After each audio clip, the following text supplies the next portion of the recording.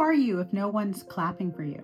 So many of us define ourselves by what we do, not by who we are. Our titles, relationships, and responsibilities become our identity. And when those things change, we feel lost. Today is day 8 of my new book, For His Glory, Disclosing and Destroying the Spiritual Roots of Codependency. My name is Naomi Claxton.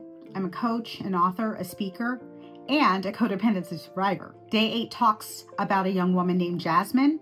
She was very young, actually in her early 20s. And when I asked her to introduce herself, she did so with a litany of roles: daughter, friend, student, employee, ministry, volunteer. She defined herself entirely by what she did for others. When people praised her, she felt valuable. When they criticized her, she tended to spiral into shame. Her identity was based on borrowed voices. She had to realize that she was chosen and she was loved before she ever performed a single role to heal. The foundational principle from day 8 is this: when you build your identity on other people's opinions, your worth rises and falls at their whim. But only Jesus can hold the weight of who you were created to be. Where do you find your identity? The Samaritan woman at the well tried to find her identity in relationships, husbands, approval, being seen, but none of it mattered. Then Jesus met her and spoke directly to her worth. He didn't give her a label. He promised her living water. The truth is, when your worth is grounded in other people's perceptions, opinions, belief systems, their opinion of you becomes an idol. Idols demand ever more without ever giving anything. But Jesus gives freely and completely.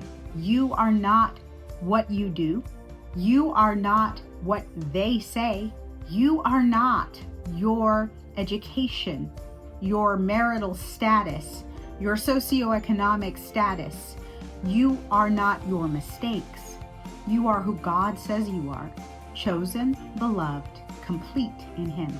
I want you to think about this. If you couldn't list your titles, your roles, your educational status, or even your marital status, or whether or not you had children, how would you describe who you are solely through the lens of Jesus? Grab your copy of For His Glory, Disclosing and Destroying the Spiritual Roots of Codependency today at my website. And tomorrow, join us for day 9, where we'll talk about how surrender is a choice, but one that leads to restoration and replenishment, and not the depletion and exhaustion that exist when we are constantly striving to meet the weight of other people's expectations for our lives.